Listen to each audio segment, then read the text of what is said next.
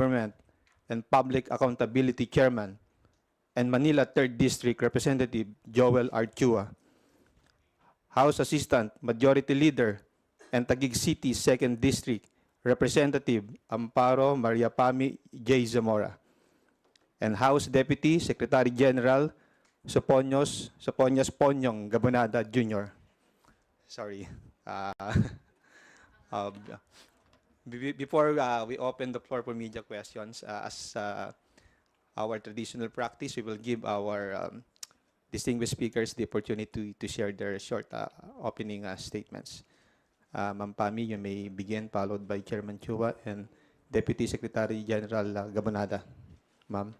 Magandang umaga sa ating mga kaibigan sa media. The three of us are ready to take on your questions. Wag naman masyadong mahirap, ha? Porket ako to. Kaya natin to. Good morning, everyone. I hope we will be able to answer all your questions satisfactorily. Magandang umaga po ulit. Magandang umaga po sa ating lahat, of course, to Kong Zamora and Kong Chua, and sa ating mga kaibigang media. Maraming salamat po sa pag-imbita sa amin ngayon.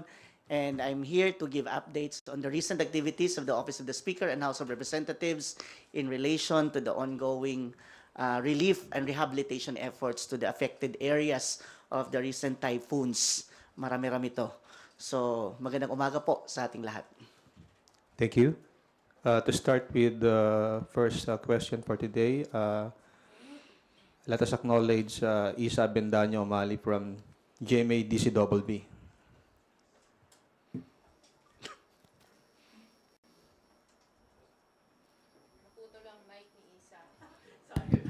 Hello po, good morning po, Kongs. Unahin ko lang din po muna si Deputy SG.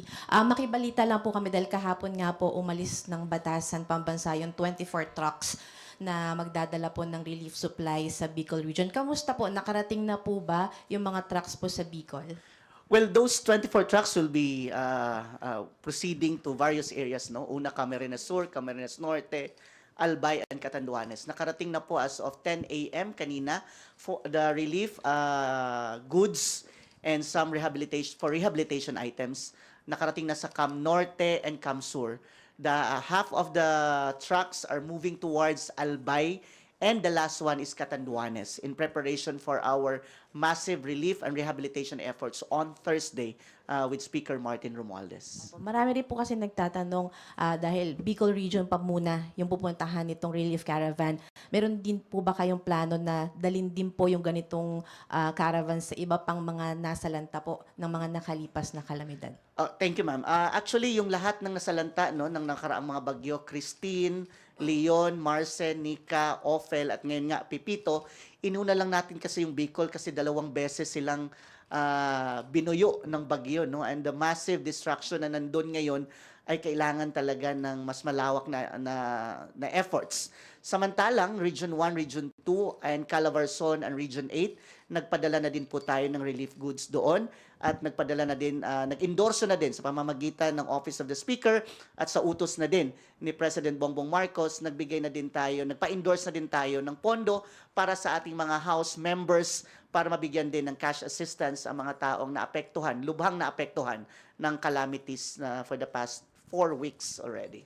Related din po sa calamity kasi po naglabas ng statement yung Office of the Executive Secretary na umaapil po sa mga ahensya ng gobyerno na huwag magdaos ng maggarbo masyado or marangyapong Christmas party bilang pakikiisa po sa mga nasalanta ng mga nakalipas na calamity. Dito po sa House of Representatives, meron po ba kayong plano? Kasi po usually may mga Christmas day po kayo na nagpapailaw at iba pang mga parties din po na isinasagawa. Papaano po makikiisa rito yung Kamara? Of course, we will sympathize no, sa lahat ng mga naapektuhan ng recent calamities. In fact, noong November 30, supposedly, may HREF month tayo celebration. And it's a big gathering, supposedly.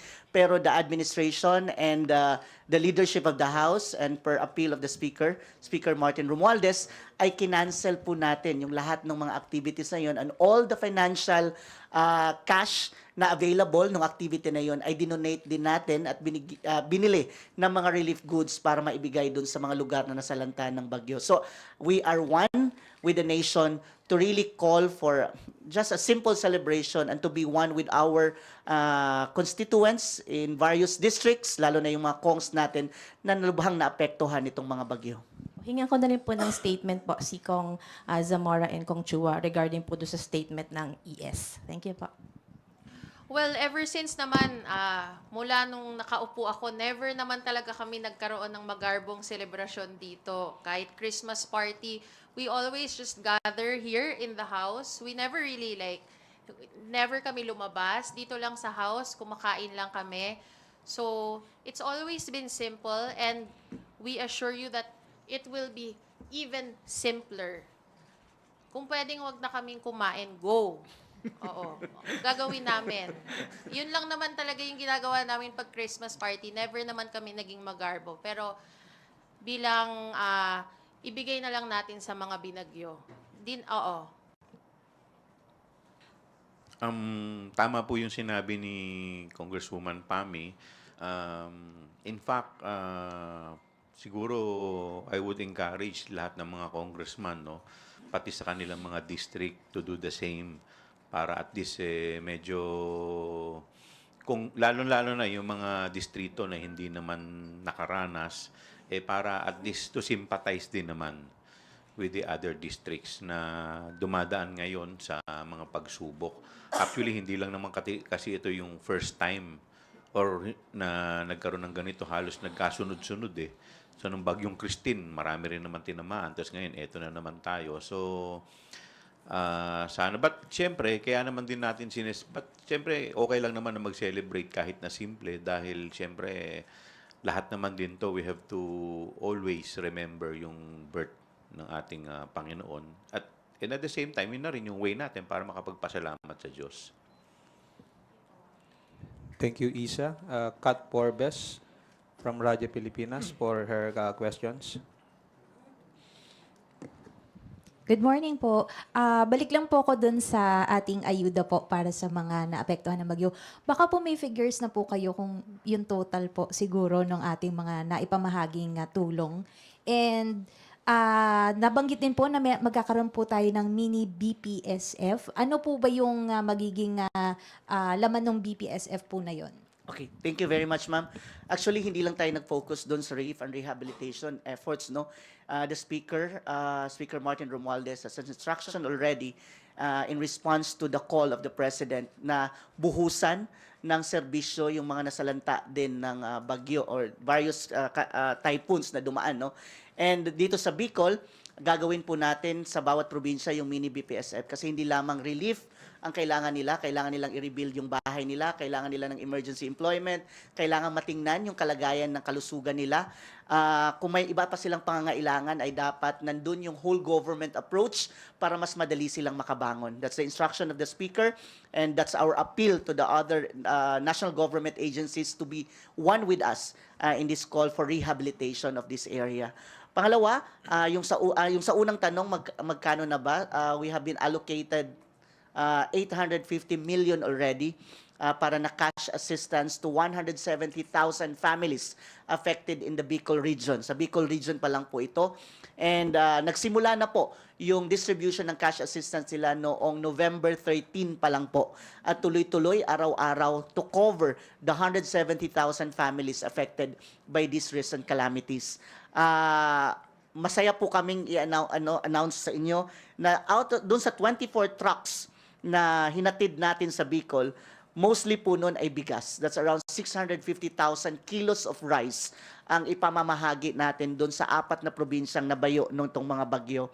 And meron din pong ang NHA, together with private partners nila at ang DSUD, yung mga developers ng mga bahay, ay kung saan man sila situated na probinsya ay magko-consolidate sila para magkabuo ng mga materials, construction materials para maibigay doon sa rebuilding ng houses ng mga nawalan talaga ng bahay.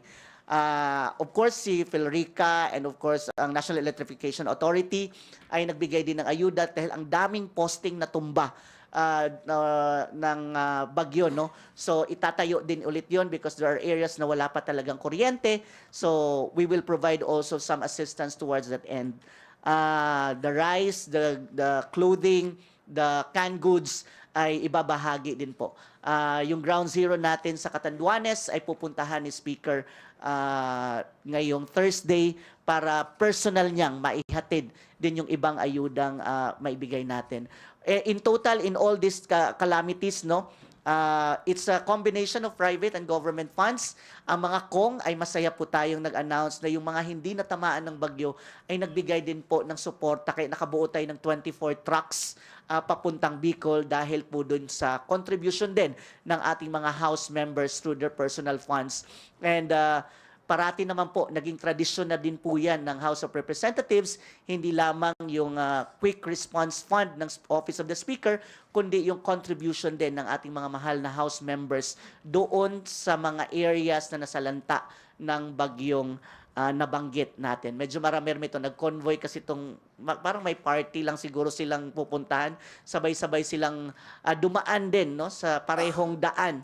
So hopefully we are praying, no, na sana hindi na masundan at kung meron man ay hindi ganun ka-destructive dito sa mga nakaraang bagyong naranasan ng ating mga kababayan. Pasko na naman.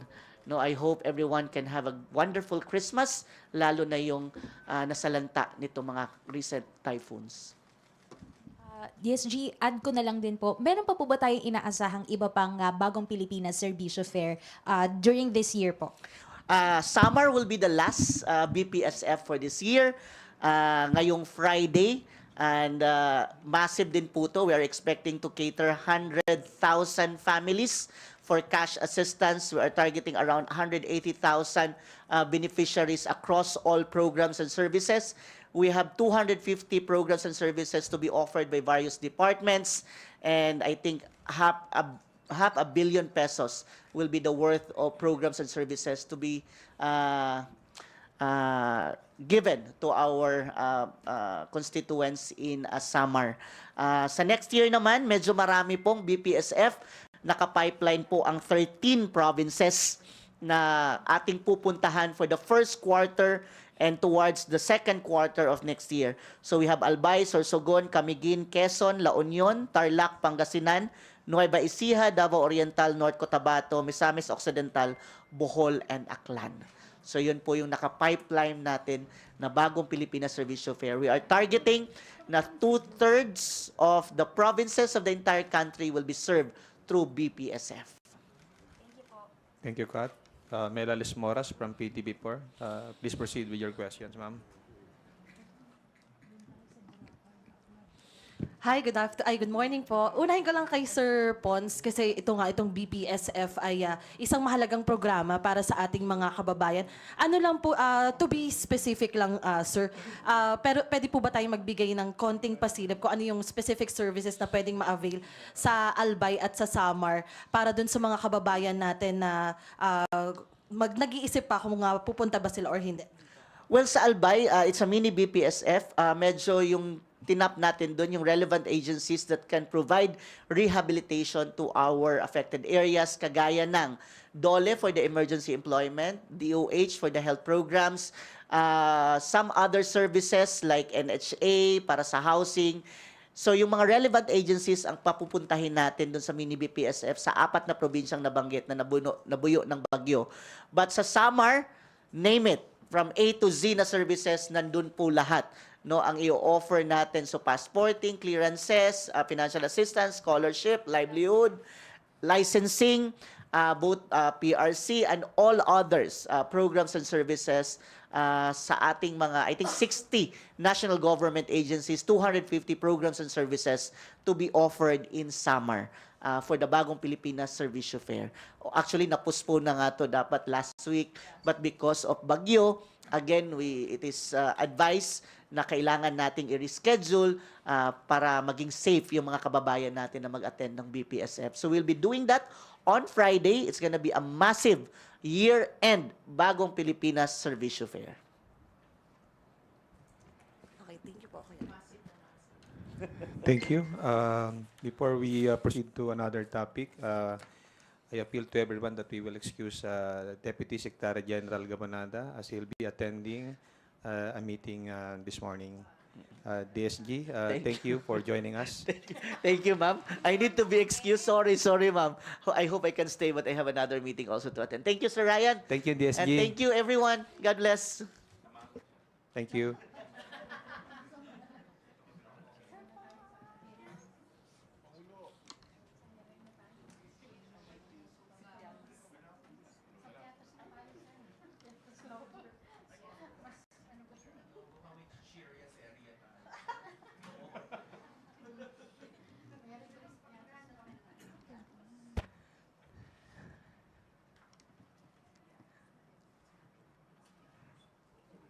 Okay, Bibian Gulia from ABS-CBN2, you're recognized. Good morning, Sir. Kay Kong Chua po. Dito lang dun sa Mary Grace Piatos na pumirma po dun sa acknowledgement receipt supposedly. Na-check na po ba ng committee sa PSA kung meron pong Mary Grace Piatos na nag-exist? Actually, hindi pa namin na check, but we're offering reward para at least kung sino makakapagbigay ng information dito. But more than that, no, actually, na-highlight lang yung pangalan niya, Mary Grace Piatos, because of the, sabi nga ni Congressman Acop, parang pagkain na pinagsama. But more than that, hindi lang po yan yung nakita namin na problema dito eh. Marami po kami nakitang problema. Isa lamang yan sa mga nakita namin na problema. On top of that, meron pa yung 158 na acknowledgement receipt na nag-issue sila ng mga dates na wala naman pong confidential fund. So, meron po kami natuklasan doon. Like for example, yung November 2022, at that time, wala naman pong confidential fund, pero may in-issue po silang acknowledgement receipt. Meron din pong December 2023. So, ang sabi po nila na ito daw ay clerical error lang, typo error. Pero how do you explain 158 acknowledgement receipt na wala po sa mga buwan na 'yon? So, ang theory po namin, parang lumabas po yung itong mga acknowledgement receipt nung nilabasan po sila ng AOM o yung Audit Observation Memo ng COA. So because of that, nataranta po sila to justify yung liquidation nila. Nag-produce sila ng maraming acknowledgement receipt, but because of the volume, they have to justify 125 million. May 60,000, may 40,000, may 400,000, iba-ibang amount. So, iba-ibang date ang involved. Kaya siguro, na-overlook na nila. Kaya ganito po ang nangyari. At hindi lang po yung 125 because this involves 612.5 million total. 500 million sa Office of the Vice President and more than 100 million sa DepEd. Sir, if you can confirm lang din po kasi merong mga lumalabas online na meron din daw pong mga nakapirma supposedly dun sa ARs na ang mga pangalan daw po, mga Fernando Tempura, Raymunda Jane Nova, Carlos Miguel Owishi, and then Mary Grace Piatos nga po. Baka lang po, you could confirm po if may mga nakita po kayo na mga ganong pangalan. Well, during the committee hearing, wala naman pong, iyan lang po yung Mary Grace Piatos po yung nailabas. But anyway, tomorrow, meron naman po tayong committee hearing. Tingnan po natin.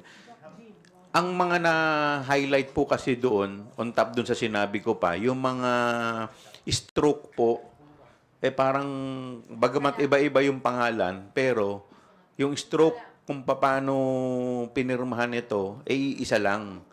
Tapos pati po yung ballpen na ginamit, iisang tinta. So kaya medyo highly suspicious po yung mga acknowledgement receipt na sinumite. Huli na lang from my part, sir. May plan po ba ang komite na makipag-coordinate sa Philippine Statistics Authority, for instance, to check kung meron po talagang Mary Grace Piatos? Definitely. Bukas po, lahat po yan na malalaman po natin sa committee hearing. Kasi on top of that, kinukonsider na rin po namin yung mga penmanship para ma-submit sa mga expert witness. Ano po? Hindi pa namin na-invite eh. Pero tinitignan pa namin yung ibang mga pangalan. Baka mamaya meron pang mga binabanggit ninyo. So at least isang pasadahan na lang. Yes, definitely we will coordinate.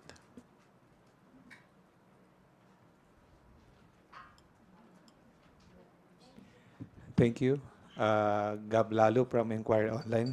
I'll recognize you later, Rosalie. Thank you. Gab. Sir, ma'am, tomorrow, yun nga, may ribbon hearing. Do we expect VP Duterte's attendance? And tingin nyo attend siya, or what would happen if she would not attend? Well, sabi niya, magsasubmit na lang daw po siya ng sworn affidavit. But kami po, syempre, hopeful pa rin na makarating siya. Dahil tingin namin, yung sworn affidavit is not enough. So, paano po namin maitatanong sa kanya yung mga... Marami po kasi mga katanungan ang mga kasama po natin sa committee na gusto rin po naming malinawan.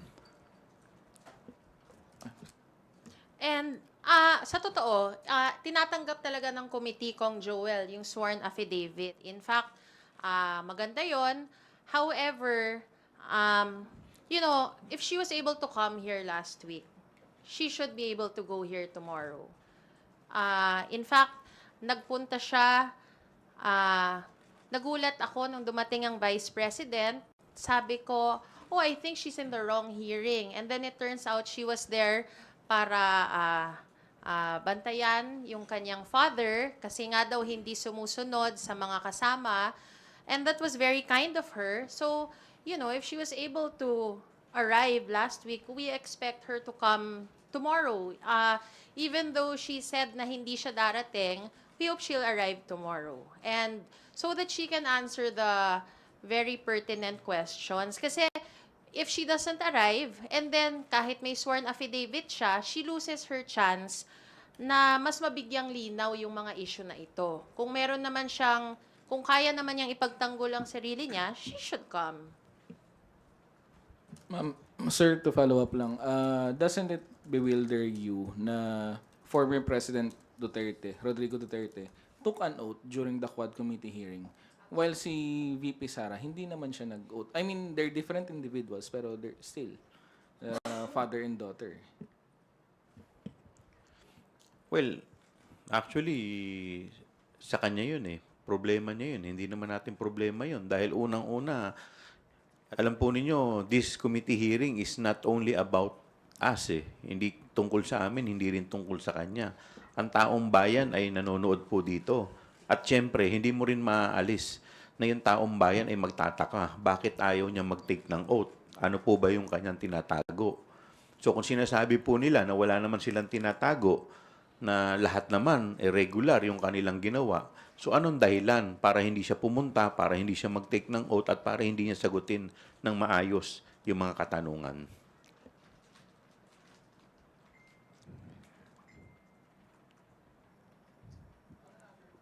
On another topic, sir. Kahapon kasi nagsabi yung DOJ na they will investigate former President Duterte for possible violation of international laws. What can you say about this po? Well, it's a welcome development para at least nakita naman natin no na may mga nangyari, at nung nakaraang hearing ng Quadcom ay may mga inamin yung dating Pangulo. So it is high time na ito'y maimbestigahan na, at yung mga taong sangkot dito. Although hindi pa naman natin matukoy talaga yung exact criminal liability nila, meron dyan yung nagsinasabi na may mga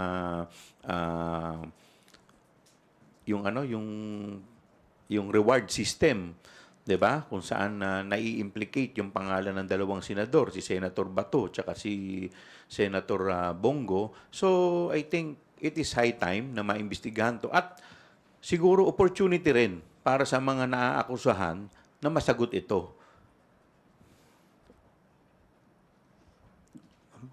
Pami? Tanong? Ma'am, kahapon kasi Yun sa DOJ. Well, We welcome it. It's sarili naman nilang investigasyon ito. Ito, investigasyon naman ng Kamara. So, nakikita namin kasi dito sa aming Quadcom, nakikita naman namin, obviously, somebody is guilty. We can't say yet up to kung hanggang saan sa chain of command, kung sino ba talaga sa kanila, but somebody has to answer, somebody has to pay the price. Libo-libong tao ang namatay.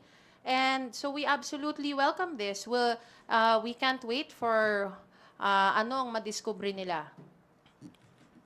Follow up lang regarding po dun sa sir, sa reward system. Hindi kaya mahihirapan yung mga government agencies and even yung Quadcom. Kasi parang papalit-palit yung mga statement ni former President Duterte. At one point sinabi niya na meron. Tapos sasabihin niya later on hindi totoo yung sinasabi ni Colonel Garma. Then sasabihin niya eventually yung campaign funds niya raw ginamit niya as reward. Paano po kaya yan, sir? Alam mo, hindi lang naman magre-rely sa statement ng isang tao. Pag ikaw ay nagkakaroon ng preliminary investigation, hindi ka lang naman magre-rely dun sa statement ng isang tao. Lahat yan babalansehin, lahat yan titignan. At kung may mga iba pa na gustong magbigay ng kanilang mga salaysay, welcome. Lalong-lalo na yung mga, I suppose, mga nagigilty ng mga nag-participate nung nakaraang administrasyon. Alam po ninyo, hindi naman din justified na sinasabi nila ay dahil ikaw ay, marami kasi sa mga naging biktima nung nakaraan, puro mga alam naman natin, mga less fortunate na mga kababayan natin. Hindi naman porke mali yung ginawa nila, justified na mali rin yung gagawin natin. Meron tayong batas na sinusunod. Otherwise, kung hindi po natin susundin ang batas at i-justify na lang natin, papatayin natin tao dahil gumawa siya ng mali, di pati tayo gumagawa rin tayo ng mali. In fact, isa yan sa mga 10 commandments sa pinagbabawal, thou shall not kill. Thank you, Gab. Billy Vegas from Abante Politico. Habol ko lang po kung si VP Sara nagsabi na hindi pupunta. Si COS po ba? OVP COS Zuleika Lopez. Nagparamdam na po ba kung pupunta siya or hindi? So far, wala pa naman pong paramdam, pero meron na po akong nakuhang informasyon na kahapon po dumating na po sa Pilipinas si Attorney Zuleika Lopez. So hopefully tomorrow ay maka-attend po siya.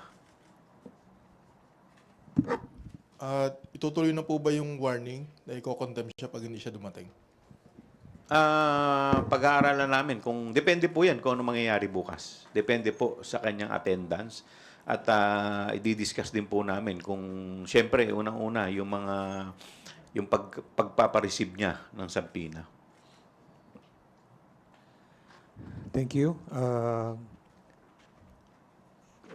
Next question from Rosalie Cas of UNTV. Regarding po sa mga invited guest po bukas, nabanggit niyo po na kasi nung last hearing wala pong COA officials, wala rin pong DepEd officials, only OVP officials. Tomorrow po, sino po yung mga invited apart from OVP officials? Nagpa-invite din po tayo ng mga ilang mga resource persons na maka-attend po. Nung nakaraan po kasi, talagang inukol namin po yun talaga sa kanila para at least, kasi lagi nilang kino-question yung rule namin . So, inukol po namin. So, hopefully, tomorrow, gusto ko rin malaman kung na-serve na. Dahil contempt na po yung inisyu natin nung nakaraan . So, hopefully, by tomorrow, malaman po natin kung ano na yung mga nangyari. So, hindi ulit natin ina-expect na may mga COA officials po? Well, ina-expect ko. Mayroong mga COA officials din. Okay, so invited po. Invited din po sila. Regarding po dun sa Mary Grace Piatos, kasi dun po sa November 5 hearing po ng Good Government and Public Accountability, during the interpellation po of Congressman Acop at ng COA official, pinagtalunan yung Piati and Piatos. So, paano ma-resolve yung dispute doon? Kasi Piatos ang basa po ni Congressman Acop and the rest of the lawmakers, pero yung basa nga po ng COA is Piati. Piatos talaga . Piatos talaga. Maski ako tingin ko Have piatos you din eh. guys seen it? There is an S. May, gumanon yung S, may O. Siyempre, nung pinabasa sa kanila, bilang sila naman ng pinayagan nila yun eh. Siyempre, damay sila. Eh, kailangan sabihin piati. Pero ito, nandito, tinitingnan ko ngayon, piatos talaga eh. I guess, wala na silang maisip na pangalan. So, Mary Grace Piatos na lang. Baka kumakain siya ng piatos nung panahon na yon, nung ginawa niya. Sa Mary Grace. Or, kumakain siyang Mary Grace at kumakain ng piatos. Hindi bagay. Alam po ninyo, ganun kahalaga yung attendance ng mga resource person na iniimbitahan natin. Dahil tanging sila lamang ang makakasagot po niyan netong mga katanungan natin kung kanino nila in-issue itong acknowledgement receipt. Until now, lahat po tayo bulag sa identity ng mga taong to. So, kaya ganun kahalaga. Kaya ngayon, yung mga tanong po nila, bakit ganun kami kapursigido na imbitahan sila? Dahil sila nga lang po ang makakasagot nito. Regarding po dun sa reward money, may we know kung sino po nag-initiate na magbigay na ng reward money sa makapagtuturo kay Piatos? Actually, pag-usap-usapan yun ng mga miyembro dahil parang, alam mo, sa totoo lang, ang pakiramdam namin, medyo nababastos na rin yung committee namin. So, syempre, kami naman bilang mga miyembro, isipin po ninyo, lahat ng alibay ginawa na rin po nila. Tomorrow will be the 6th hearing. Sa 6 na po niyan, hindi kami sinisipot kung ano-ano po yung mga dinadahilan. At nakikita po natin dito, itong mga hindi maipaliwanag, na tanging sila lamang ang makakapagpaliwanag. So parang para sa amin, etong ginagawa po nila sa Kamara, waste of people's money rin to. So sana naman, this time, makipag-cooperate na rin po sila. Kung totoo man yung sinasabi nila na wala silang kinalaman, ito na po yung pinaka-tamang lugar para maipaliwanag po nila lahat ito.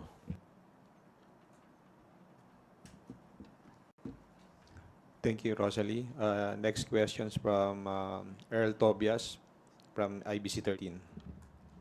Good morning po, Kong Joel. Kong, sigundahan ko lang po yung tanong ni Ate Vivian. When it comes to, sinasabi po natin na highly suspicious yung sa stroke nga ng ballpen, tapos yung sa date na parang advance pero wala namang confidential funds existing with that, ang tinutumbok po ba ng komite na ma-ferret out is kung hindi isahang upuan ginawa yung mga resibo na yun just to make up with yung natuklasan ng COA against the OBP, sir? Kasi ang suspecha po namin dito, naglabas sila ng acknowledgement receipt after ng AOM, Audit Observation Memo. At hinihingian sila ng mga evidence. So, dun po sila naglabas ng ano. Kaya po, tanging sila lamang po makakapagpaliwanag nito. So, kaya nga po sa amin naman, we are giving them all the opportunities na maipaliwanag ito. Nang sa ganun, at least, malaman natin kung sino po talaga nagsasabi ng totoo. But as it looks like now, Kong, mukhang minadali nilang maglabas ng mga resibo to make up with kung ano yung na-notice ng COA sa kanila. Yun po yung lumalabas. Kasi sa mga pangalan na ginamit, parang wala namang mga ganong tao. Tapos dun sa mga dates na nilabas nila yung acknowledgement receipt, ito yung mga dates na walang confidential fund, ang OVP at ang DepEd. At hindi lamang po isa, dalawa o tatlo. Marami pong mga acknowledgement receipt na labas sa mga buwan na walang confidential fund. And on top of that, may mga nakita rin po tayo na mga pangalan, iba-ibang pangalan, pero yung stroke, kung paano po ito sinulat, parang pare-parehas. At pati po yung tinta ng ballpen na ginamit, parang pare-parehas.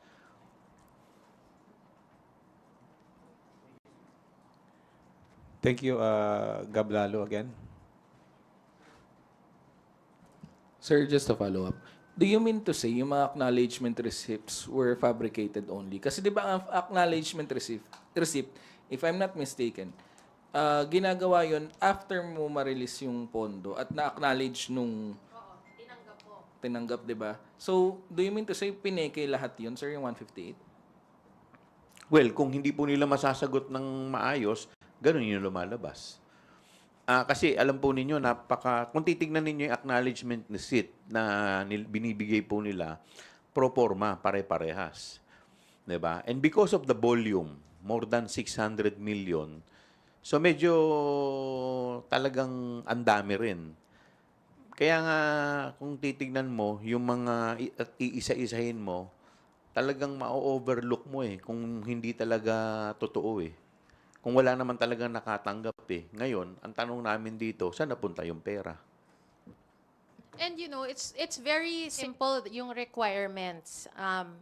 It's just an acknowledgement receipt. It asks for a signature, hihingi ng signature, ng pangalan, ng petsa. Ang daming acknowledgement receipts doon na nakita namin. Merong walang petsa, meron pirma lang, walang pangalan. Meron pangalan, walang pirma.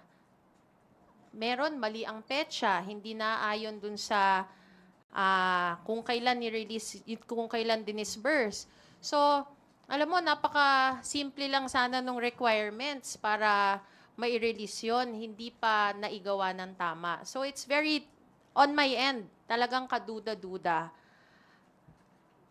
Magbibigay ka, maglalabas, 150,000, X amount, hindi man mapapirma, di ba? Pare-parehas ang sulat, pare-parehas. If you go back to it, talagang yung pagsulat ng mga petsa, iisa lang iniba lang yung mga pangalan. Meron, wala pang pirma. Ang napakalaking halaga, pero ganito na nga lang ang requirement, hindi pa maitama. Kaya talaga pong, you know, it casts doubt. And that's why we ask that the Vice President and the SDO ay magpakita at magpaliwanag naman. Thank you, Gab. Next questions from Sandro Ochona of Billionario TV. Sir and ma'am, yung nabanggit nyo nga po, could it be a sign na minadali para lang masabi na merong masubmit? Yun po yung parang lumalabas dito. And on the other side naman, hindi po kaya hindi lumilitaw, let's say, itong si Mary Grace Piatos on yung iba pang signatories. Is it because, kasi nga confidential fund siya, baka naman ma-at risk yung buhay nila? Kaya nga namin iniibitahan yung mga right person para at least maipaliwanag nila. Kasi tanging sila lang nakakaalam kung ano po talaga, kung totoo ba to, yung identity nito. At kung malalagay naman sa alanganin, they can always ask for an executive session. And we'll definitely give it. I'm so excited to meet Mary Grace Piatos, di ba? Ibibigay namin sa kanya yung executive session na yun. Magpakita lang siya. May 1 million pa siya. Thank you, Sandro. Joy Cantos from Filipino Star ngayon. Please proceed with your questions, ma'am. Good morning po, sir. Sir, na-establish po ba natin yung with regards to mga safe houses? Kasi, di ba, sir, gumasto sila ng 16 million sa safe houses itong OBP po. Nagtanong po kasi ako sa AFP, hindi daw po sila mag-expend ng ganyang kalaking luxury na mag-access ng resources sa ganyang mga safe houses. Masyado raw pong luxury sobra. Totoo po, kaya nga po isa rin po yan sa mga importante na matanong dahil doon po sa kanilang ipinesentang acknowledgement receipt, wala po itong detalye. So, meron po dito kasi na dalawang resibo worth 1 million na safe houses na pumapasok po sa period na December 21 to December 31. Pero yung petsa po na nakalagay is December 26, yung isa, at yung isa December 28. So ngayon, ang tanong po namin, ito bang 1 million na to ay it covers the period December 21 to December 31 o yung period na December 28 to December 28 to 31 at saka yung isa December 26 to 31. So kung ganun po, mag-iiba po yung presyo per day. So masyado po namang malaki. Ano din ba ang detalye nito? Gaano ba ito kalaki? Saan ang location? So sa hotel po ba to? Kaya po tanging sila lamang po ang makakasagot nito. Po ba i-consider yung zonal value? Kasi pag dito daw po sa mga high-end areas, yun daw po yung mahal. Pero sa mga provinces po, doon usually yung safe houses ng AFP, hindi naman po gagastos ng ganyan. Ako muna. Ma'am, ako po, parte po ng distrito ko, ang BGC. Kahit po upahan po nila bilang safe house, yung pinakamahal na kondo, hindi pa rin po aabot sa ganon. Bilang taga doon po ako, hindi po talaga aabot. Maliban na lang po kung siguro 3 palapag po ang inupahan niya. Yes naman po doon sa 1 million reward po. May kumontak na po ba sa inyo na willing na magbigay ng information or are you expecting na may lulutang na po talaga? So far, wala pa naman po. Sana namin, sir, sumali sa bounty, kaso lang parang non-existent naman yung Mary Grace Piatos eh.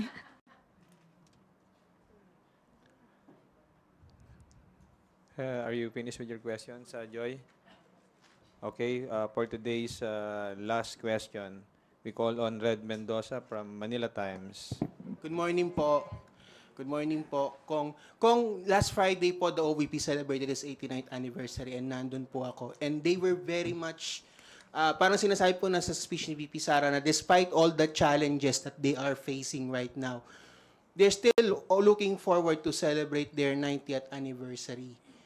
And yun nga po, parang sinasabi po ng OVP na they're celebrating the anniversary. Nagbigay po sila ng mga awards to heroes na mga heroes po. Parang they're showing off to the public na despite ng mga batikos na binibigay niyo po sa kanila, they're still there and they're still giving their services to the public and they're still going to give yung kanilang ang kanilang anniversary, mga parang anniversary sa mga satellite office nila na inyong binabantayan.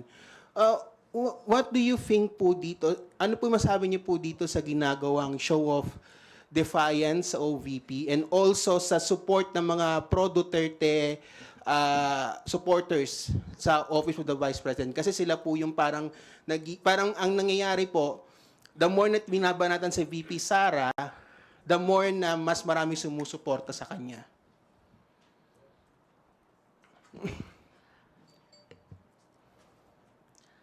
Well, hindi naman talaga siya dapat tumigil magtrabaho eh.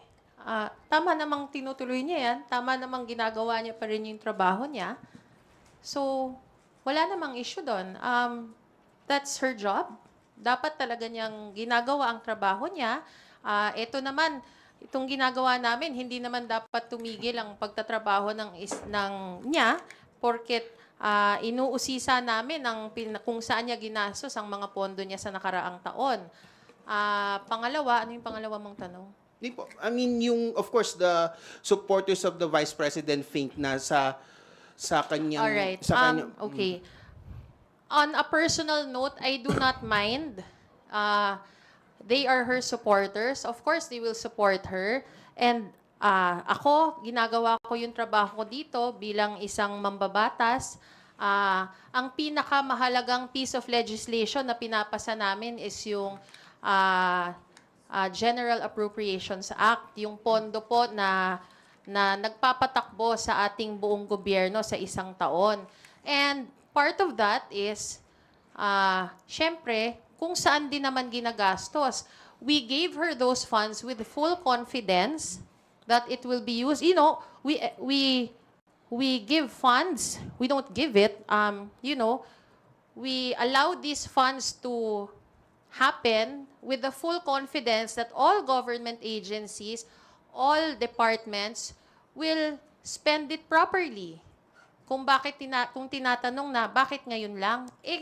Ngayon mo lang, ginastos mo muna eh.